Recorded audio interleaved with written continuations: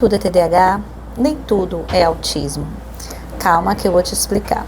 A gente sabe que a ciência avançou e isso é de extrema importância, esse avanço, que a ciência continue avançando cada vez mais. E o que antes não sabíamos o que era, não sabíamos como tratar, não sabíamos qual era o prodiagnóstico de diversos quadros clínicos, porque não sabíamos exatamente do que eram ali aquelas condições. E hoje não mais, a gente tem essa evolução acerca das psicopatologias. Mas junto com esse avanço também temos o outro lado, que é o lado do erro diagnóstico. E é neste vídeo que eu quero trazer 3 vieses cognitivos diante dessas crescentes diagnósticas que estamos vendo aí. Mas é importante salientar que o nosso cérebro, ele faz uso de atalhos mentais, justamente para economizar a energia cognitiva, porque o nosso cérebro ele não gosta de despender energia. Mas o problema é, quando a gente faz uso em uma avaliação psicológica de atalhos mentais, estamos incutindo erros significativos, erros muito expressivos que repercutem como um todo no nosso social.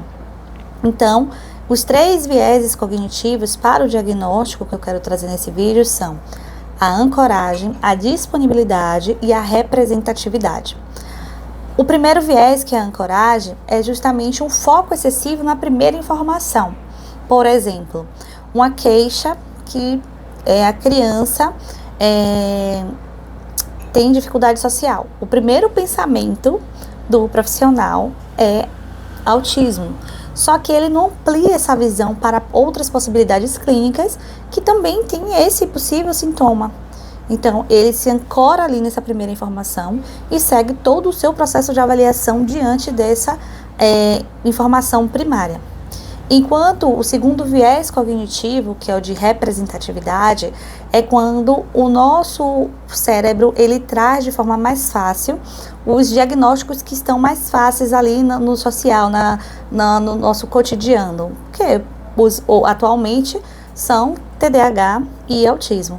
Então, existe essa facilidade mental de recordar mais fáceis desses diagnósticos. E, por fim, a representatividade, que é quando a gente acaba fazendo uso de casos anteriores, com sintomas ou casos que são semelhantes ao caso atual da avaliação, e a gente fica ali sem uma análise específica daquele sujeito, daquele avaliando, daquele caso especificamente. A gente acaba associando e trazendo por meio dessa ancoragem para esse caso específico, pela similaridade dos sintomas ou da queixa, enfim. E além desses 3 vieses cognitivos, ainda temos uma outra condição, que é do enquadramento, ou podemos chamar também do autodiagnóstico, em que os clientes já chegam na clínica com um possível diagnóstico pronto, por meio da busca rápida ali, acessível, das informações na internet.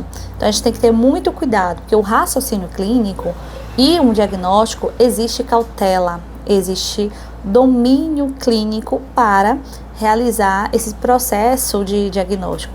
Então a gente precisa ter esse cuidado, exige esse cuidado. Então, para poder finalizar, por exemplo, o TEA, o autismo, ele tem 2 eixos clínicos essenciais diante das classificações diagnósticas. A gente tem o eixo A e o eixo B. No eixo A, a gente tem os critérios clínicos, que todos 3 critérios precisam ser atendidos.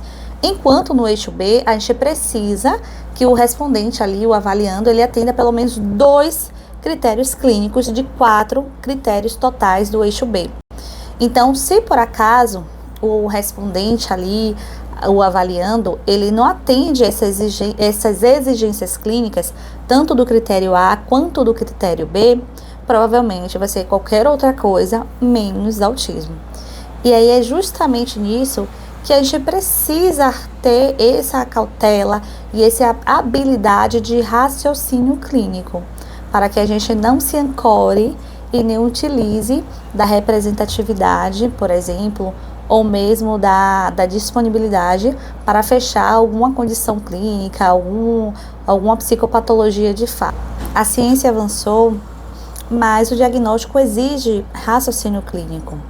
Muitas vezes, a pressa não está no diagnóstico, mas sim no processo como um todo. Agora me diz, o que você pensa sobre isso?